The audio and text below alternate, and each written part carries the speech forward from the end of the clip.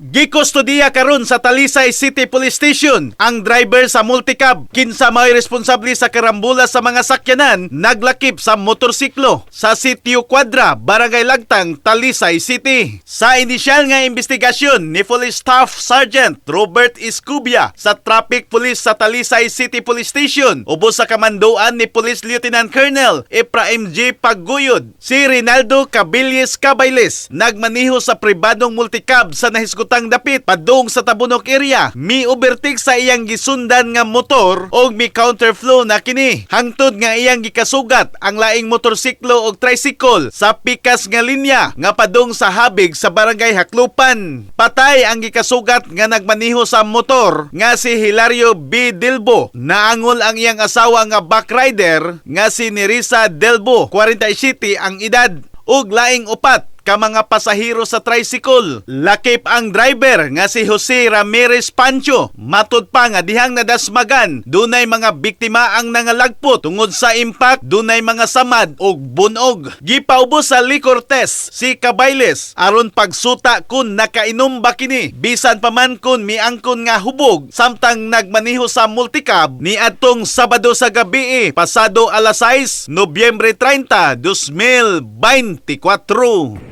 Ang akong ginaot niya nga atubangon lang ng mga hitabo ba pambayaran ni ana kay luoy jud kayo gyud akong pasahero niya Tahiroan niya kasi magguba kayo motorsikol. oh ipaayo jud na niya sir. In the heart of changing lives, ako si Brigada Alan Tangkawan sa 90.7 Brigada News FM Cebu, the Music and News Authority.